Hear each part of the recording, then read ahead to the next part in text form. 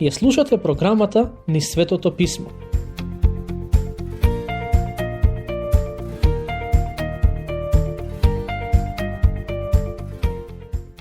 Продолжуваме со обработка на посланието до Филипјаните.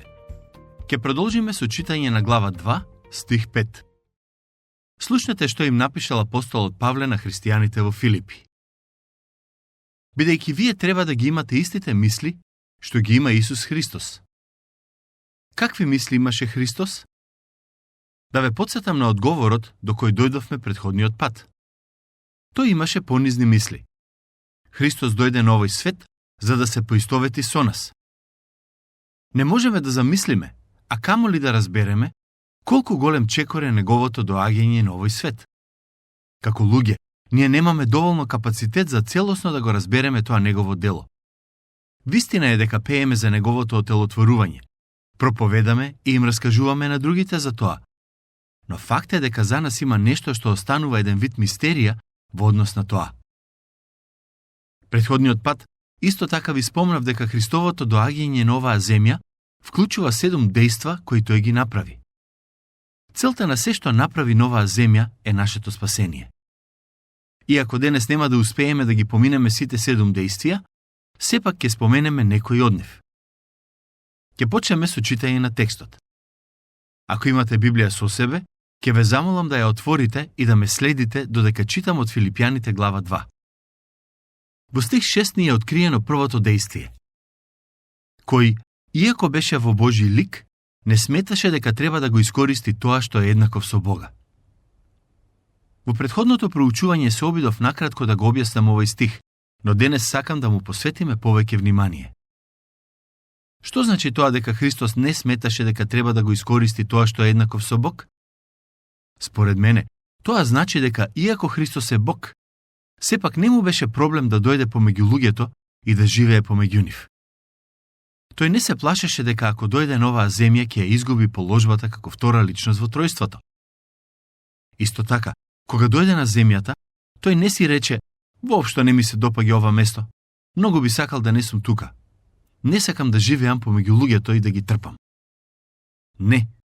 Тој дојде на оваа земја со радост и не сметаше дека неговата позиција како Бог ќе биде во опасност само зашто дојде помеѓу луѓето. Кога го напушти небесниот престол, тој не му рече на Отецот: "Ке сакаш ли да ми го чуваш местото како втора личност во тројството, веднаш до тебе?" Внимавај на ангелот Габриел. Мислам дека ќе сака да ја земе мојата позиција. Ке ме нема во период од 33 години и не би сакал да одам со помисла дека некој може да ми го земе местото. Драги пријатели, Христос не го помисли ниту го изусти тоа. Христос дојде на овој свет со радост во срцето. Во Евреите 10:7 се вели: "Тогаш реков: Ете, идам, напишано е за мене во книгата, да ја извршам, Боже, волјата Твоја." Тој дојде бидејќи сакаше, а не зашто некој го натера да го направи тоа. Во Јован 3:16 пишува: "Зашто Бог толку го возлюби светот, што го даде својот единороден син." Отецот го даде својот син, бидејќи синот сакаше да дојде и да ги помири луѓето со Отецот. Ако неговата жртва не беше негова лична одлука, тогаш мислам дека немаше да има сила да не спаси нас грешните. Господ Исус Христос ја напушти небесната слава и дојде тука на земјата. На почетокот од стих 7 ни е опишано и второто дејство. Но сам себе се понизи. Ова е еден од стиховите во Библијата кои биле повод за голем број теолошки дебати низ историјата на христијанството. Во преводот кој го користиме, пишува дека Христос сам себе се понизи, а во некои други преводи пишува дека тој сам себе се испразни, а во динамичниот превод се вели се откажа од тоа. Грчкиот збор преведен како понизи, испразни или откажа е зборот кеноо. Особено во првите неколку векови се отворила голема дебата за тоа дали при отелотворувањето Христос се испразни, односно ослободи себе си од неговата божествена природа или ја задржа. Имало такви кои тврделе дека токму тоа се случило и дека неговата божествена природа му била дадена при крштевањето, а го напуштила при распнувањето. Таквите учења многу брзо биле прогласени за ереси. Правоверното христијанско учење е следново. Христос беше 100% Бог кога се отелотвори и дојде на овој свет. Тоа мало и безпомошно бебе, кое 9 месеци лежеше во утробата на Марија, беше Бог. Отелотворувањето не подразбираше напуштање на божествената природа кога дојде на овој свет. Тој не беше 99,44% Бог, туку 100%. Во стихот кој го прочитавме пишува дека тој се испразни сам себе. Прашањето е, што значи тоа?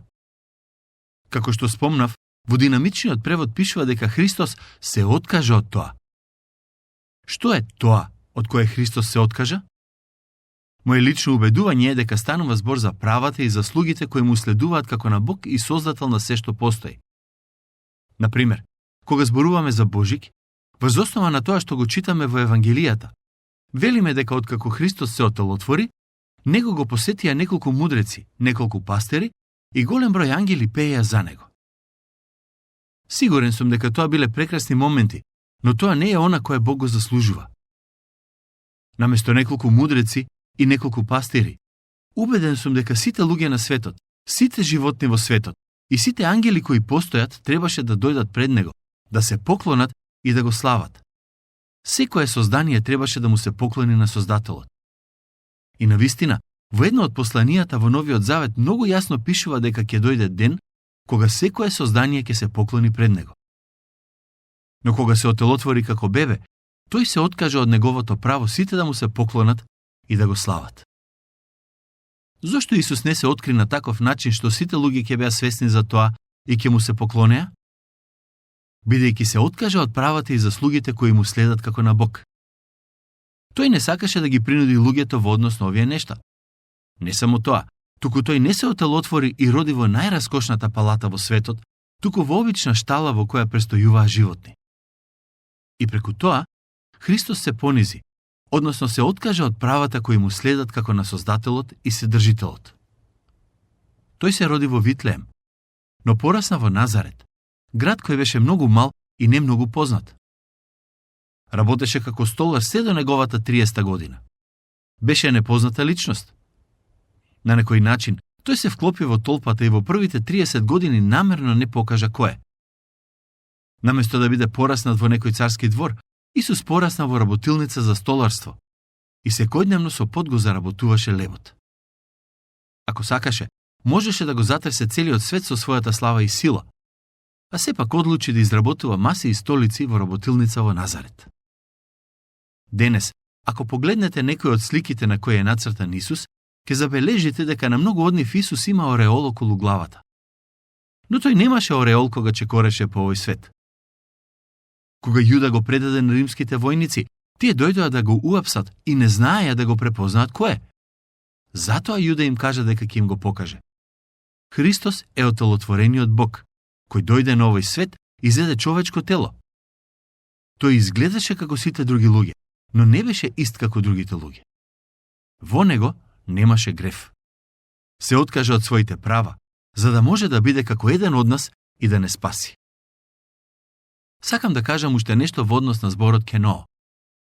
Некаде при крајот на неговата служба, Господ Исус Христос се помоли на Отецот и побара од него заштита за неговите следбеници. Таа молитва е запишана во Јован 17. Во 17.5 тој вели: И сега, прослави ме ти, Оче, во тебе самиот, со славата што ја има во тебе уште светот пред да настане. Го забележавте тоа? Тој вели: дај ми ја славата што ја имав. Тоа значи дека кога се откажа од правата што ги имаше како Бог, тој исто така ја остави настрана и неговата вечна слава, која ако ја покажеше пред оние што го гледаа, сигурно ќе трепереа и постојано ќе му се поклонуваа дење и ноќе.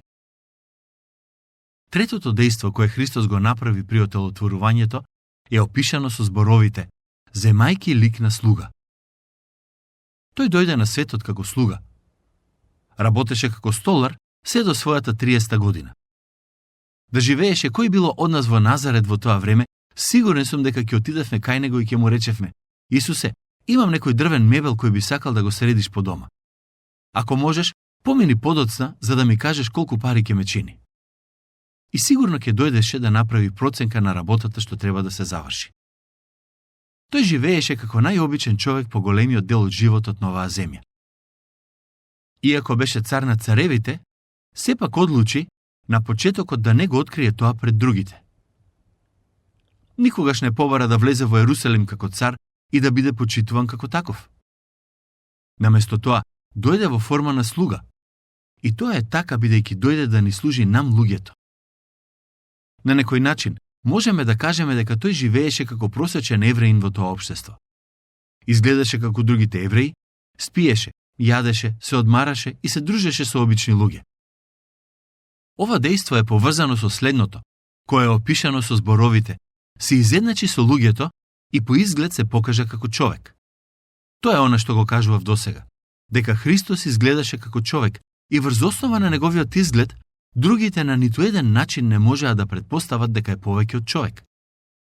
Замислете, Семоќниот Бог, создателот на се видливо и невидливо, создателот на човекот, дојде на овој свет во форма на човек. Самото тоа што зеде форма на човек, значи дека се понизи. Создателот стана како созданието. Знаете зошто го стори тоа? За да ни го објави Отецот, но и за да не помири со него. Тоа е прекрасната вест. Вие сте важни во очите на Создателот на светот.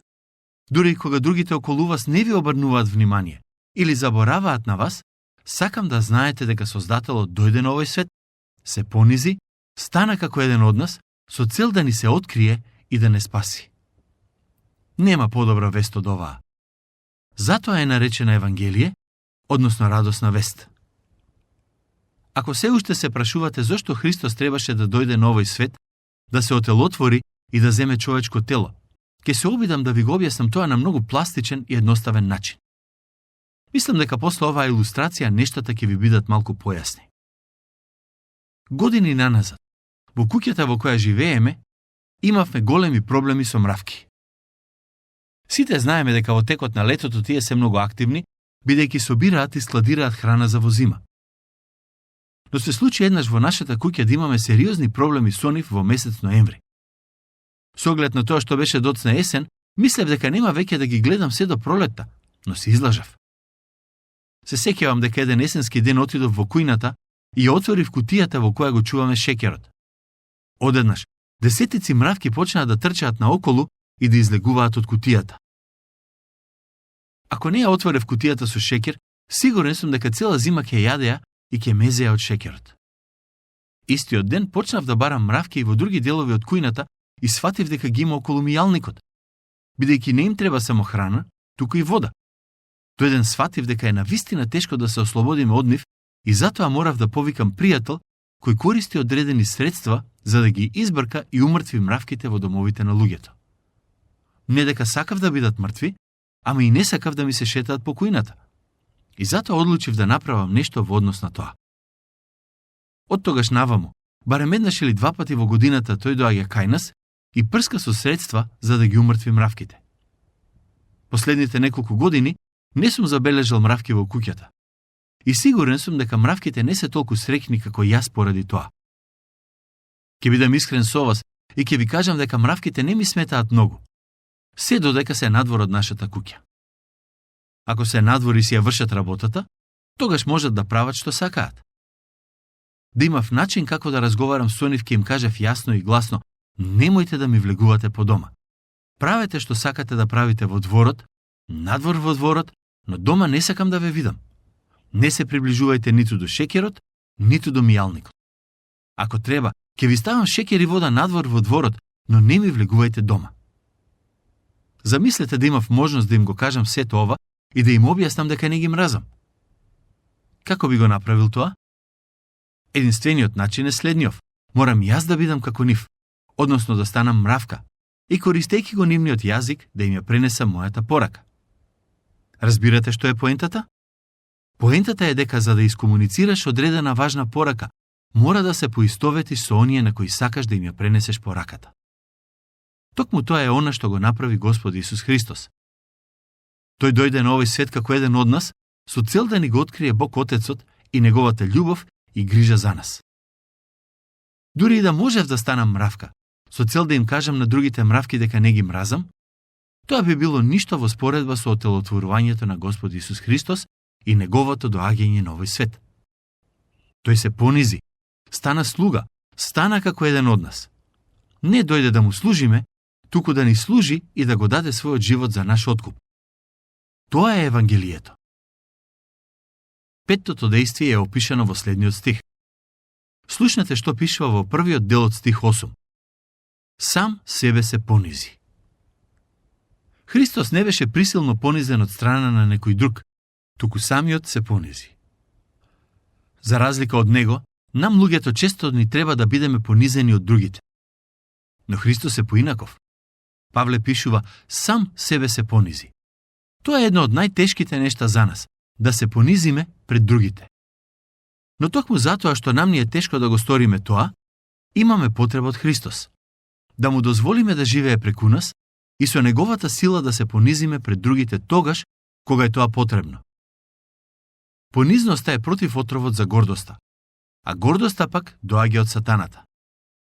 Тоа е првиот грев што тој го направи, и оттогаш наваму постојано не искушува нам луѓето со гордоста, зашто знае дека кога сме горделиви, ние всушност му се противиме на Бог.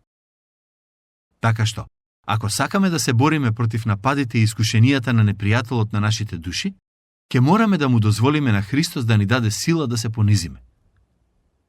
Може би некој од вас кои ја слушате оваа порака сте свесни дека сте горделиви и дека ви треба понизност.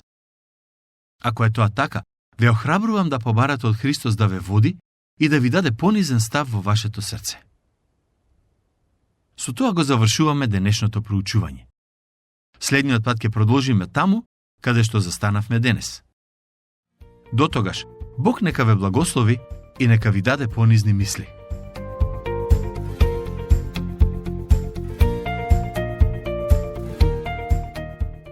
Слушнавте емисија од програмата Низ Светото Писмо.